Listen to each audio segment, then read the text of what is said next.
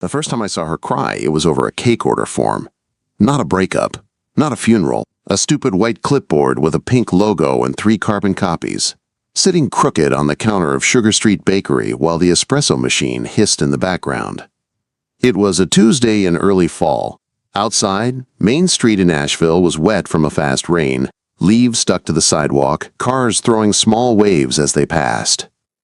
Inside, the bakery smelled like butter, vanilla, and something warm with cinnamon. The glass case glowed with cupcakes and tarts, and a strawberry cake sat right in the middle, like it knew it was the star. Mia stood behind the counter in a pale blue apron, dark hair twisted up with a pencil stuck through it, flour dusting her forearm. She looked strong and steady the way she always did when I came in at 6 in the morning for coffee and a muffin before heading to my job at the utilities office. But her fingers on that clipboard shook. "This is a great opportunity," the man across from her was saying. He wore a suit that did not belong in a small-town bakery and had a smile that never reached his eyes. The logo on the clipboard matched the patch on his jacket. Sweet Star Brands. Corporate bakery chain. I had seen their stores in malls and airports. All sugar, no soul. "We take over your supplier contracts," he went on. "We upgrade your equipment. You keep your name on the front for 6 months so the town adjusts. Then we rebrand. Easy transition, low stress." Mia's jaw tightened. "I did not ask you to come here," she said. "Your landlord did," he answered, "and she is worried. Your rent is behind. Twice. Your ovens are past code. Inspector says your hood needs work. That is a lot of pressure for one small shop. We are offering relief." I sat in my usual corner by the window, gray hoodie up, hands around a paper cup that had gone warm instead of hot. I was off the clock, but my brain never stopped scanning. Timers on the wall, the small red fire suppression tag above the ovens. The grease built up near the hood intake. The man in the suit glanced my way, then dismissed me. Just another guy in a hoodie. Good, I liked it that way. Mia did not look at me. She looked at the form. "What happens if I say no?" she asked. The man's smile stayed easy. "Then your landlord has to protect her investment," he said. "She has already spoken to zoning. They can be very strict about old buildings with old equipment." His meaning slid out between the words. Shut down, evict, replace. I watched Mia's throat move as she swallowed.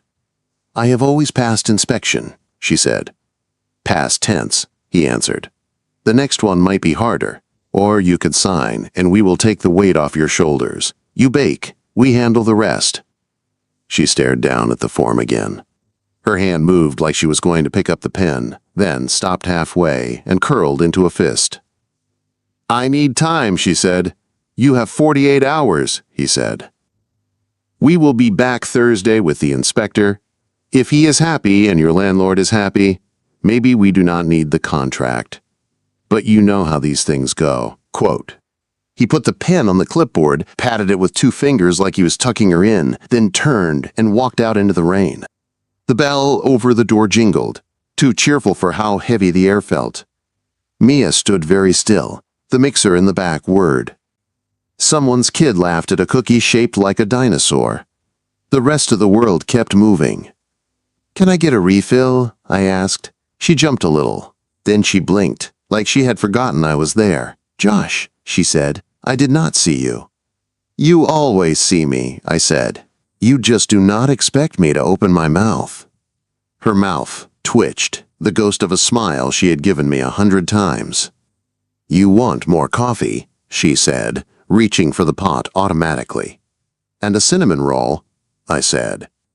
"And an explanation of why a man who smells like a shopping mall is trying to buy your soul." She poured the coffee, set the cup in front of me, and then leaned her hands on the counter.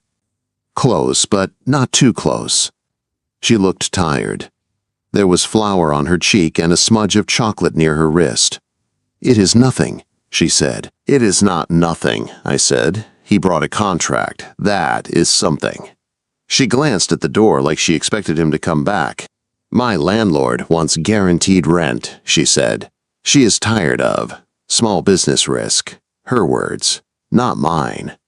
She told me I could either find a partner with more money than better, Or let Sweet Star come in and support me.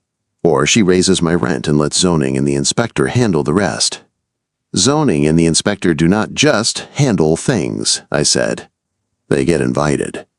Mia looked at me, eyes sharp. You think I do not know that? I held up one hand. I think you know it better than anyone, I said. But I also think you have been waking up at 3 in the morning to bake instead of sleeping or reading code enforcement rules. She laughed once, but it sounded broken. I do not need another problem, she said. I need a miracle. I looked around the shop. The ceiling fans, the vents, the small grease filter above the oven hood. The calendar on the wall with a red circle around Thursday. Mia, I said, you need a plan, not a miracle. Quote. And what are you? She asked. A plan? Utility engineering, I said. City side. I seal leaks underground. I redesign old systems so they do not explode. I read boring codes so other people do not have to. And you drink terrible coffee at my shop every morning, she said.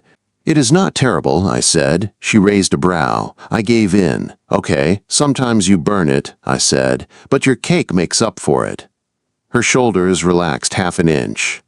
I do not have money to rip out hoods and ovens, she said, even if I could do it in 2 days. You do not have to rip everything out, I said. You have to meet the numbers. Airflow, clearances, filters, documented cleaning. Inspectors like math and paper. I can help with both. Her eyes searched my face like she was trying to see if I was serious. Why? She asked. Because I had watched her give free muffins to kids who counted change with shaky hands. Because she had memorized my order even though I tipped badly. Because this place felt like a small, warm heart in a town that was trying to turn itself into a strip mall. I shrugged. Because I am tired of Sweet Star frosting on everything, I said. And because you make the only strawberry cake I have ever thought about in the middle of the night. Color rose in her cheeks at that. You are a strange man, she said. So I have been told, I said. A teenage girl walked in and ordered a birthday cake for Saturday. Mia took the order, smiled like nothing was wrong, and wrote the details down carefully. When the girl left, Mia stared at the clipboard. If I lose this place, she said quietly, I do not know who I am without it. I felt something twist in my chest. You are Mia, I said, who bakes like a magician and burns coffee like a sinner. The bakery is how you show it, not who you are. She rolled her eyes, but the corner of her mouth lifted. You are not a therapist either, she said. No, I said. I am a guy with a wrench and a boring city login that can pull inspection histories and filter schedules. Let me see your hood tags. Let me look at your service records. We will figure out what they can legally push you on and what they cannot. She hesitated, pride and fear wrestling behind her eyes. Then she reached under the counter, pulled out a folder, and slapped it in front of me. If you are lying, she said, I will throw a cake at you. I flipped it open. Receipts, cleaning logs, old inspection notes, some gaps but not as bad as I had feared. I am not lying, I said. I have eaten your cake. That is a sacred bond. Words came out of my mouth before my brain could stop them. Marry me, I said. I will eat every cake you bake. The line hung between us for a second, heavy and stupid and real. Mia's eyes widened, her lips parted. For one beat, I thought I had just pulled the dumbest move of my life. Then she huffed out a breath that turned into a half laugh. If you are going to joke like that, she said, put your name on the order. She slid a blank cake form toward me with a pen. My hand shook just a little as I picked it up, in the space marked name. I wrote it down anyway. The thing about writing your own name on a cake order is, it stops being just a joke in your head. I walked out of Sugar Street that morning with flour on my sleeve and the taste of strawberry frosting still on my tongue. The rain had slowed to a mist. Cars hissed past. I should have just gone to work, logged into my boring city system, and filed my reports. Instead, I sat in my truck out front with my laptop open, using my city login to pull every inspection record the bakery had ever had. The report loaded slow on the weak downtown Wi-Fi. When it finally popped up, I saw a pattern. 5 years of clean passes. 2 small notes about filter changes that Mia had handled. One warning 3 months ago about the hood needing a deep clean before winter. Then a new name on the last visit. Inspector Vaughn. New guy. New notes. More strict. I scrolled, frowning. He had flagged a lot of small things in a lot of places around town. Older buildings. Family places. The kind of spots big brands like to swallow. I sent the file to my own email, closed the laptop, and went into the utilities office to pretend to be a normal adult for 8 hours. I failed. All I thought about was Mia and that clipboard. At 5 in the afternoon, I was back at the bakery. She was wiping down the front case, hair falling out of its twist, apron smeared with raspberry. The bell rang when I came in. She looked up, surprised. "You came back," she said. "You still make coffee afternoon," I said. "That is brave." She snorted. "You are not funny," she said, but her eyes softened. I set my backpack on the corner table. "You got a minute?" I asked. She glanced at the empty tables, the quiet street, the dark sky outside. "I have 20, she said. "Then I start on tomorrow's bread." I opened my laptop and waved her over. "Okay," I said. "Here is the deal. Your record is good. The oven hood was flagged 3 months ago, but you got it cleaned. The note is cleared. The only thing they can push on is age and small stuff. Filters. Airflow. Clearance.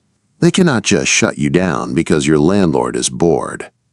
Mia stood behind my chair, one hand on the backrest, one on the table. I could feel the warmth from her body even though she did not touch me. "And the new inspector?" she asked. "Vaughn," I said. "He likes to write long lists. He also likes it when people hand him neat logs and clear fixes. I have seen his reports. He is a pain, but he is not stupid. If you look more prepared than Sweet Star expects, he cannot just make things up." Mia looked at the screen, then at me. Up close, there were 3 tiny freckles at the edge of her jaw I had never noticed before. "What do we do then?" she asked. "We clean the hood and vents again," I said. "We swap your filters, take photos, and log the date. We check your exit lights and your fire suppression tag. We make sure your grease log is straight. And we open that stupid hood up so it actually moves air." Her shoulders slumped a little. "All of that by Thursday," she said. "Josh, it is just me and Ellie on the early shift. We bake. We fill orders. I cannot climb into the ceiling in between cupcakes." "Good thing I do not bake," I said. "I can climb." She gave me a look. "Why are you doing this?" she asked again. I thought about lying, saying I just hated chains, saying I was bored. Instead, I went honest. "I like this place," I said. "I like you, and I am tired of watching good people get pushed around by money and rules they never got to help right." She stared at me. A long, quiet moment. "You like me," she repeated. My ears got hot. "Do not make it weird," I said. Her mouth curved. "I am a baker," she said. "Weird is our secret ingredient." She moved around the counter, pulled out a pass key and tossed it to me. "Back door is locked at 9, she said. "If you are serious, be here at 5 in the morning. Hoodie is fine, but I am making you wear a hairnet if you go near the dough." 5 a.m. meant getting up at 4. I said yes anyway. The next morning, the sky was still black when I turned onto Main Street. The bakery windows glowed warm against the dark. The streetlights made the wet asphalt shine. Mia unlocked the back door before I could knock. She wore leggings and an old college hoodie under her apron, hair piled on top of her head. No customers, Mia. Just real-life Mia. "You are on time," she said. "I like a challenge," I said. She handed me a paper cap and a hairnet. "Put these on," she said. "Health code." I did, trying not to think about how ridiculous I looked. She smirked. "Nice," she said. "Very professional."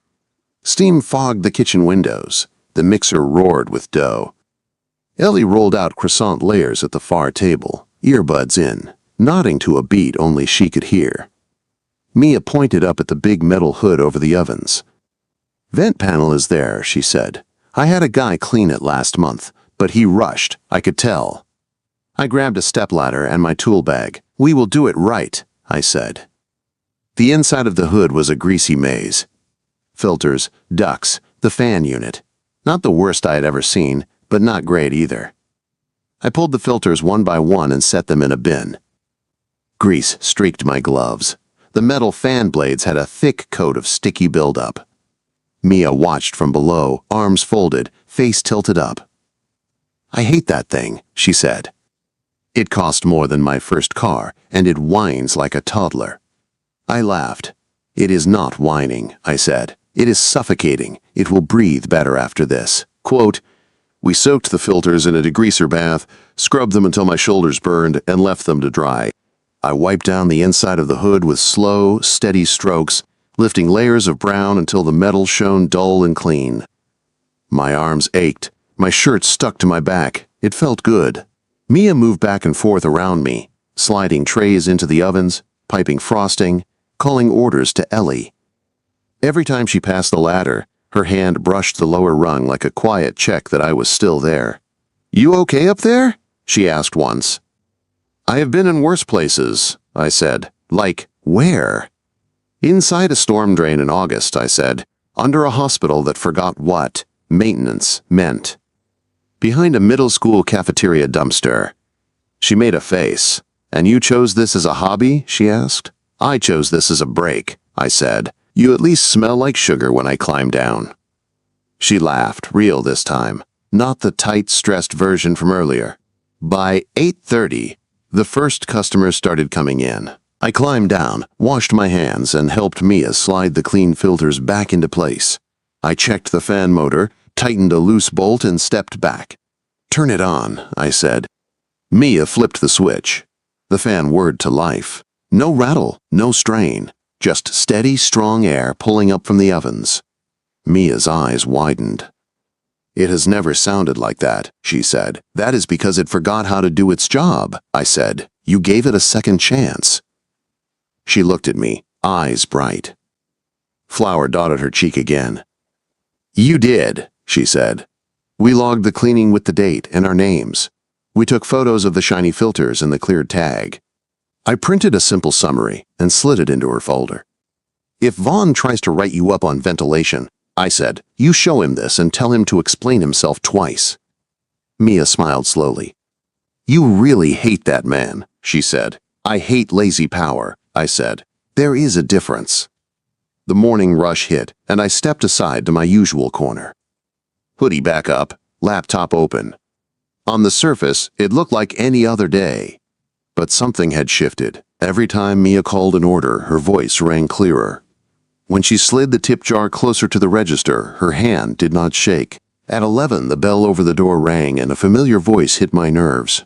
"Well, this looks cozy," the Sweet Star representative said, stepping inside with Rain on his shoulders.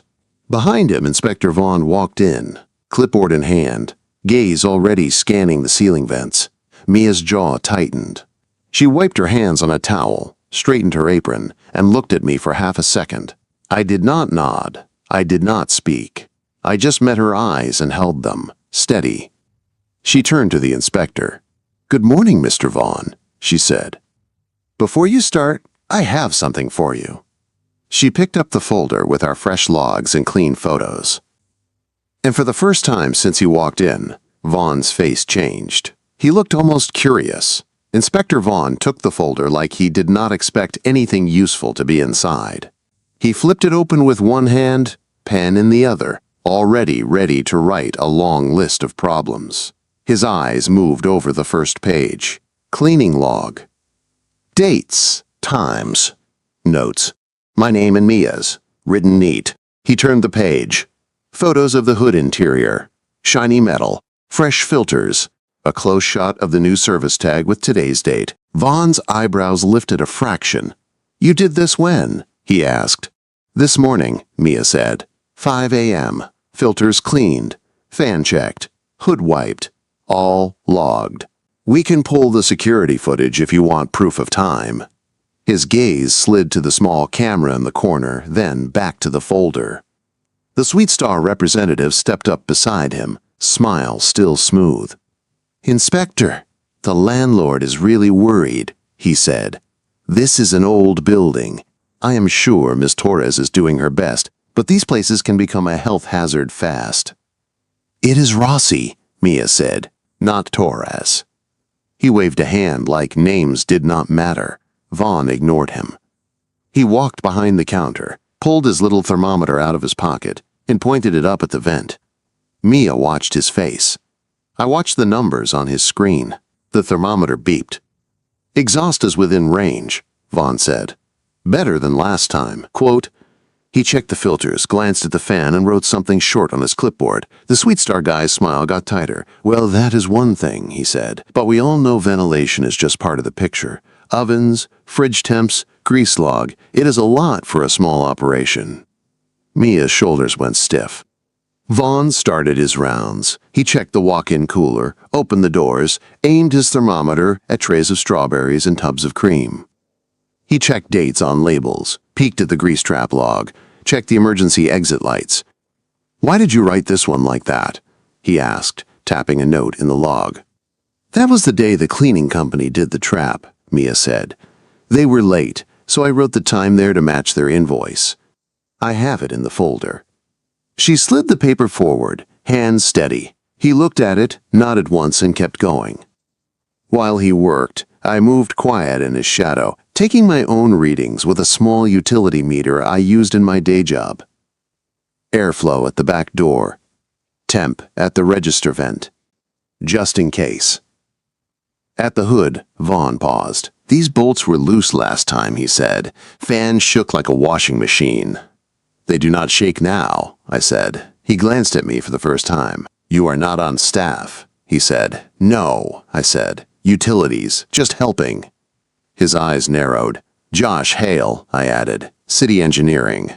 You flagged my storm drain project on Walnut Street last month." Recognition hit his face. "You are the one who sent me a 12-page email with pipe photos," he said. "Code is code," I said. "You were right on that one. I fixed it." He stared at me for a second. Then the corner of his mouth moved, almost a smile. "You are thorough," he said. "So are you," I answered. "That is why we like you. Sometimes." Mia watched this exchange like she was seeing a new language. "So," Vaughn said, turning back to the hood, "you know what happens if I write this up wrong." "It will not just be your word against hers," I said. "It will be 2 sets of logs and my email later asking why your numbers do not match mine." The Sweet Star representative shifted his weight. "Is that a threat?" he asked. "It is a promise to care about accuracy," I said. Vaughn snorted under his breath. He did another slow walk around the kitchen. He checked hand sink soap. He checked the thermometer inside the display case. He ran his fingers along a shelf and looked at the dust. Finally, he walked back to the counter and leaned on it, looking at Mia. "Your hood is clean," he said. "Your temps are good. Your logs are better than most I see. You have 3 small issues." He held up a finger. "Label that tray in the cooler. Full date, not just day." Second finger.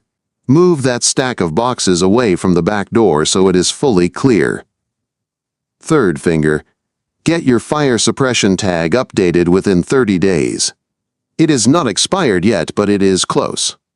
He wrote all 3 down in neat print. The Sweet Star guy stepped in. Sure, he said. "But given the age of the equipment, do you feel this space is sustainable, long-term? That is the concern. That is what her landlord is losing sleep over." Vaughn looked at him like he had just asked if gravity still worked. "I am not a landlord consultant," he said. "I check for health risks and code violations. Today I see none that justify a closure." He tore off the top copy of his form and set it on the counter. "Yellow paper, the good kind." "Pass," he said. Mia did not move for a second. Then her shoulders dropped a tiny bit. "Thank you," she said. The Sweet Star rep's smile never fully left, but it cooled. "Of course," he said. "We are all very glad. Still, Ms. Rossi, I would not ignore the bigger picture. Rent, repairs, competition. Our offer stands for another day and a half." He tapped the contract on his own clipboard. "Think about peace of mind," he said. He left a cheap pen on the counter like he was sure it would find ink on his lines before Thursday. Then he turned and walked out with Vaughn, talking quietly. The bell jingled. The door shut. The bakery went quiet except for the hum of the cooler and the soft clatter as Ellie set a tray down in the back. Mia stared at the yellow pass slip like it might grow legs and run away. "You did it," I said. Her eyes snapped to mine. "We did it," she said. "You scrubbed that monster hood. You argued with a man who carries a thermometer like it is a badge." "He likes you more than Sweetstar," I said. "He likes data more than anything," she said. "You fed him." She picked up the pass slip and pinned it to the corkboard behind the counter, right beside an old Polaroid of her first day open. In the picture, she stood in front of the shop holding a half-frosted cake, eyes bright, hair shorter. She looked back at me now. Same woman. More tired. More stubborn. "So now what?" I asked. "Now I bake," she said. And I pretend like a man with a brand logo did not just say, "peace of mind," like it was something you can buy in bulk. "Your landlord is still a problem," I said. Her jaw tightened. She reached under the counter and pulled out an envelope. The landlord's name, Marlene Foster, was printed in neat black ink. "She left this yesterday," Mia said, taped to the back door. She handed it to me. Inside was a formal notice. Rent increase, effective next month. An offer to introduce corporate partners with resources who could shoulder operational risk in exchange for partial ownership. A note at the end, written by hand. "I want someone reliable in that space, Mia. Think about your future. You do not have to do this alone." My chest tightened. "Raise the rent, scare you with inspections, offer all partner," I said. "She is not very creative." "She owns 3 buildings on this block," Mia said. "And I am the only small shop left that is not already some kind of chain." Her fingers were white around the edge of the paper. "You thinking about taking it?" I asked quietly. She closed her eyes for a second. "I am thinking about the numbers," she said, "about my staff, about my parents. They put their savings into my first oven. They think I am a success. They do not see the late notices. I do not know how many more hits I can take." Silence sat heavy for a second. Customers chatted at a table near the window, unaware. A kid laughed at frosting on his nose. The world did not pause for our crisis. My eyes slid to the wall behind the counter. A row of cake order forms hung on a clip. Birthdays, anniversaries. One caught my eye. The one from yesterday. Name on order. Josh. Mia noticed where I was looking. Color rose in her cheeks. "That was a joke," she said fast. "You handed me a form and told me to put my name on it," I said. I followed directions. Her mouth twitched even now. "You still want that cake?" she asked, lighter than she felt. "I still want this bakery," I said. "Cake is a bonus." She looked at me, really looked, eyes dark and searching. "Show me your lease," I said. Her face closed off a little. "You already scrubbed my vents," she said. "I am not asking you to scrub my life." "This is not charity," I said. "I am not here to feel like a hero. This is a system. If they are doing this to you, they are doing it to others. I want to see the pattern." She hesitated, fingers tapping the envelope. "You think you can outsmart a landlord with a laptop and a wrench?" she asked. "I think I can read fine print better than Sweetstar thinks you can," I said. "Let me look." "You still get to decide what to do." Quote. Pride warred with fear again in her eyes. Then she let out a long breath. "I get to decide," she repeated. "Yes," I said. She reached under the counter and pulled out a thick stapled packet. Lease agreement. Amendments. Notices. She handed it over like it was heavier than it looked.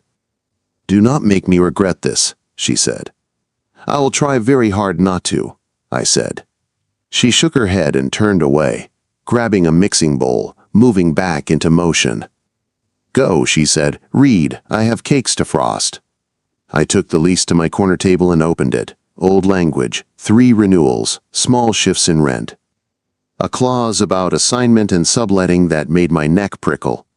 Halfway down page 5, I saw it.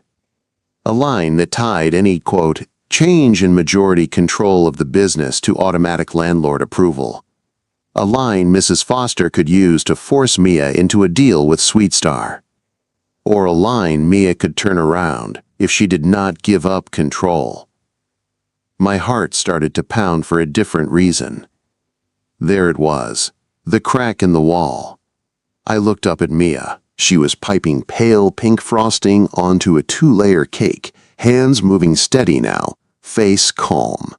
The light from the front window caught in her hair.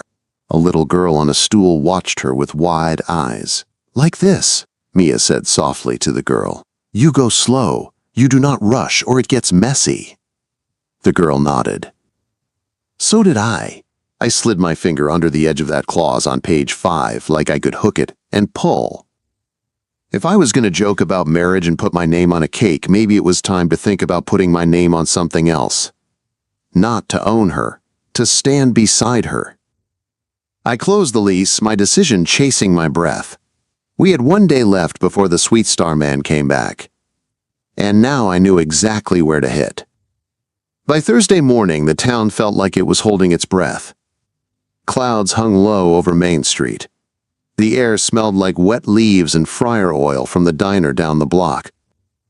I sat at Mia's corner table with the lease spread out between us, my laptop to one side, 2 empty coffee cups between us like tired witnesses. She traced the line I had highlighted with the back of her fingernail. "Any change in majority control of the business must be approved in writing by the landlord," she read out loud. "What does that even mean in normal human words?" "It means this," I said. "Your landlord cannot just swap you out for Sweet Star and call it help, unless you let her take control.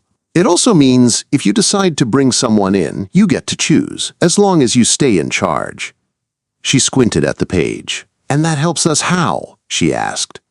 "Right now," I said. "You are the only name on this lease. She is trying to scare you so you will sign your control over to a company she likes. But this clause works both ways.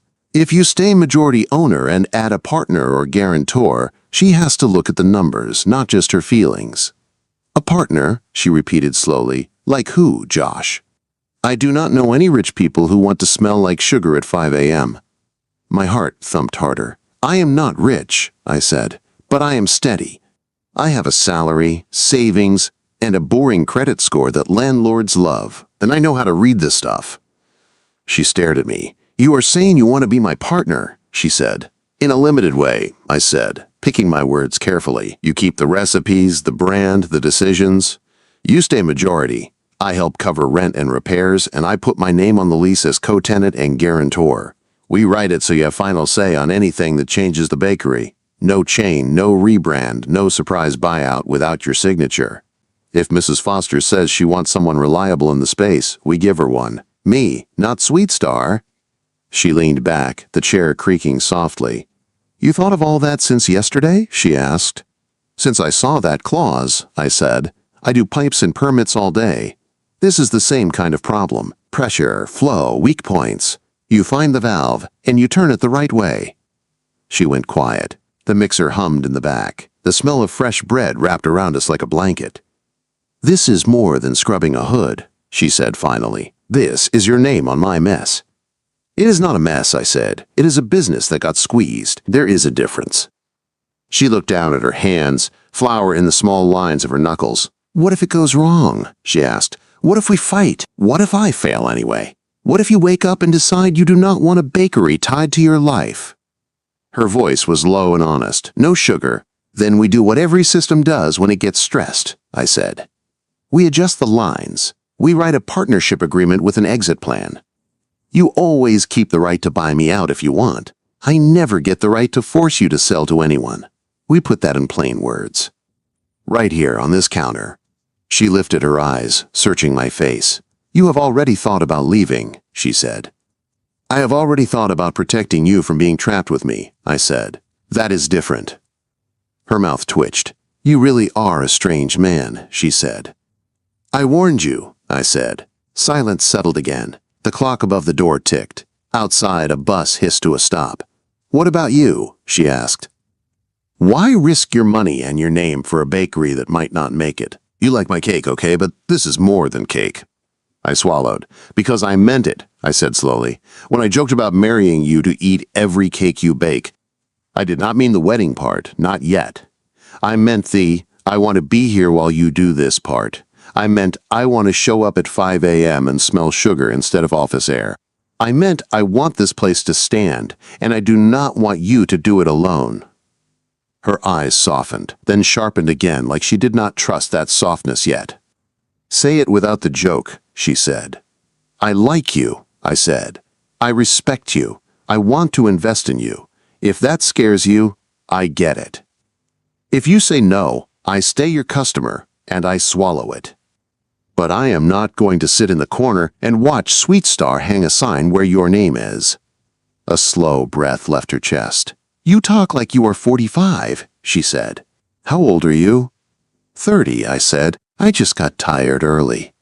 She smiled, small and real. "Okay," she said. My heart stuttered. "Okay, what?" I asked.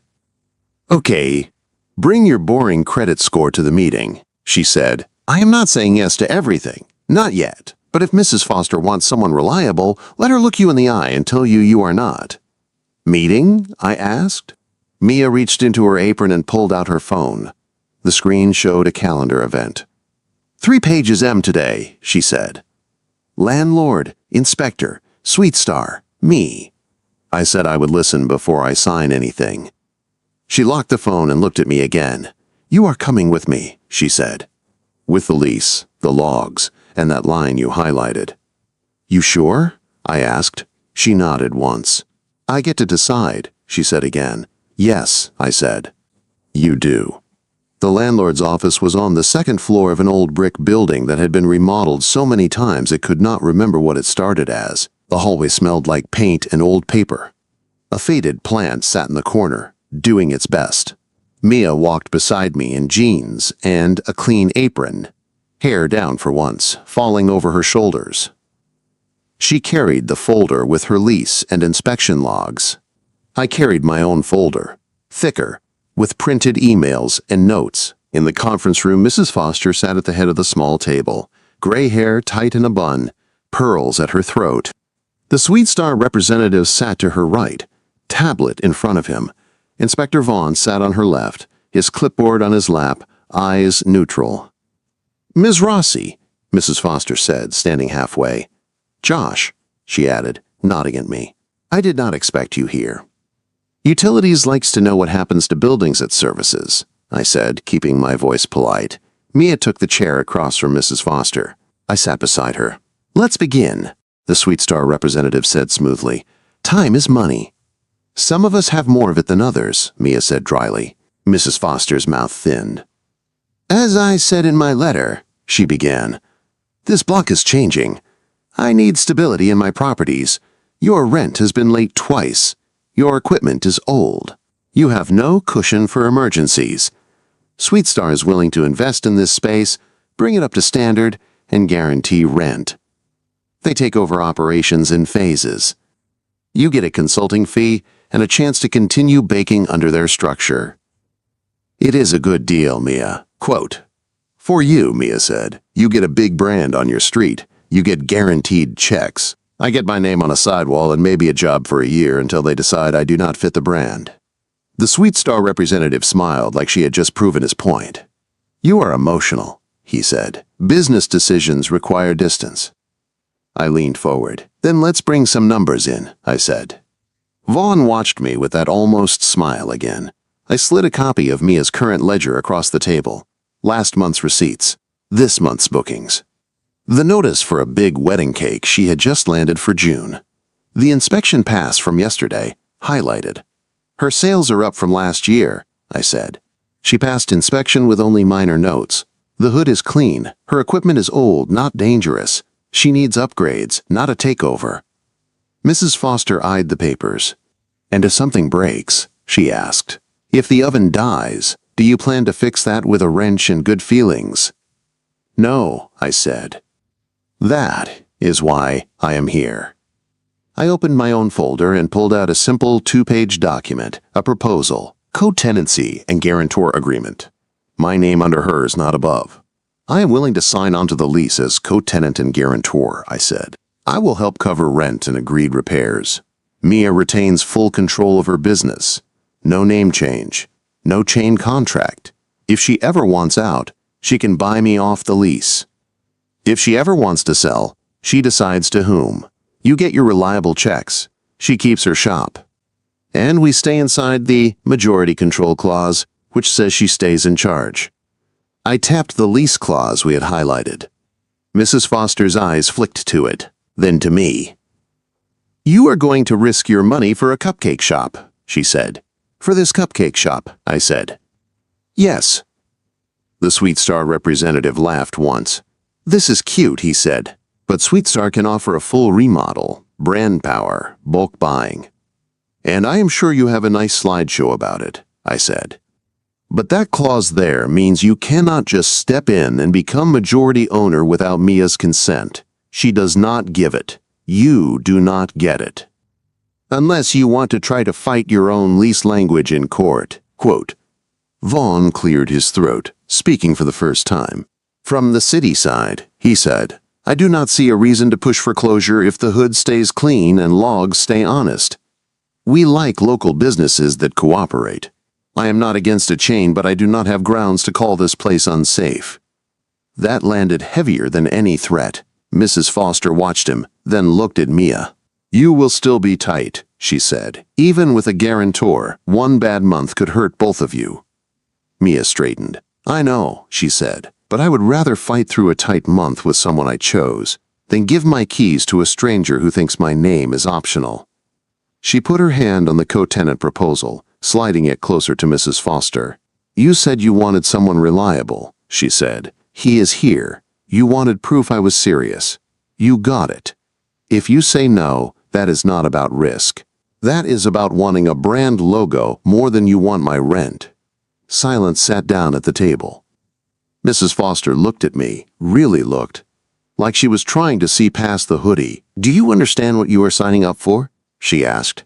I get up at 4 to fix storm drains, I said. I can get up at 4 to eat cake and make sure the lights stay on. The Sweet Star representative opened his mouth, but this time Mrs. Foster lifted a hand. I have heard your offer, she said to him. I will consider you for another property when it opens. This one stays as it is. He blinked. You cannot be serious, he said. I am, she said. We are done here. Vaughn stood, tucking his clipboard under his arm. I will see you at your next regular inspection, Ms. Rossi, he said. Keep your logs like that and we will get along fine. He left with the Sweet Star representative muttering behind him. The room got quiet again. Mrs. Foster sat back, exhaled, and then looked at Mia. You have always had good cake, she said. I just was not sure you had a plan. Mia's mouth trembled just a little. I do now, she said. Mrs. Foster nodded once, sharp. Bring that guarantor agreement to my lawyer, she said. If he signs off on the language, I will sign the lease addendum. Rent goes up next year by the standard 3%, not the spike you saw on that notice. You keep your sign. You keep your shop. Do not make me regret this. She stood and left, the pearls at her throat steady. When the door closed behind her, Mia sagged back in her chair like a string had been cut. Her eyes slid to me. You really just did that, she said. We did that, I said. You stood up to her. I just read the small print. Her laugh came out half like a sob. She wiped at her eyes with the heel of her hand. If you tell anyone I cried over a lease, she said, I will overbake every cookie you order for a year. Our secret, I said. That night the bakery was quiet again. The ovens were off. The case was empty except for one small strawberry cake on the center shelf. It did not sell, Mia said, holding up the order form. If you still want it, it is yours. Name is already on it. She laid the form on the counter, same white paper, same pink logo, my name in her handwriting. Josh. Feels like a long time ago, I said. It was 3 days, she said, but it feels like longer. She opened a cabinet, pulled out a manila folder, and set it beside the cake form. Inside were fresh partnership papers, simple, clear, our names, our shares, her veto on any sale, my promise to back rent and repairs within limits we both understood. She held out a pen.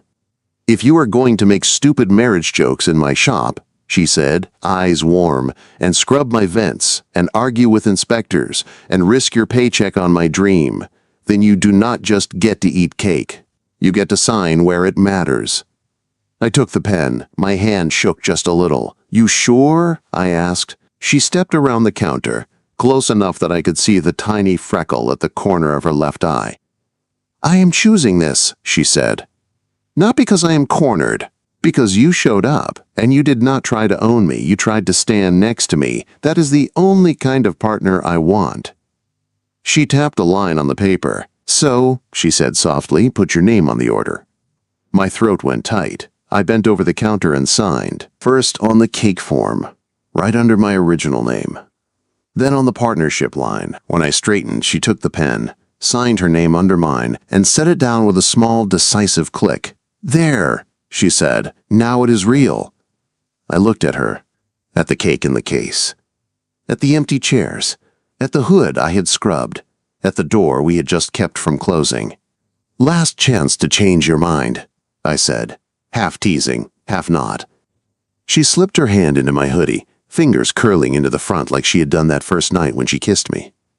"Marry me, huh?" she said softly. "I did say I would eat every cake you bake," I said. She smiled, eyes shining. "Start with this one," she said. She tugged me down and kissed me, slow and sure, warm sugar and strawberry and relief. Outside, Main Street was still wet and messy and full of traffic. Inside, Sugar Street Bakery felt like the safest place I had ever stood. And for the first time, my name was not just on a coffee cup. It was on the order.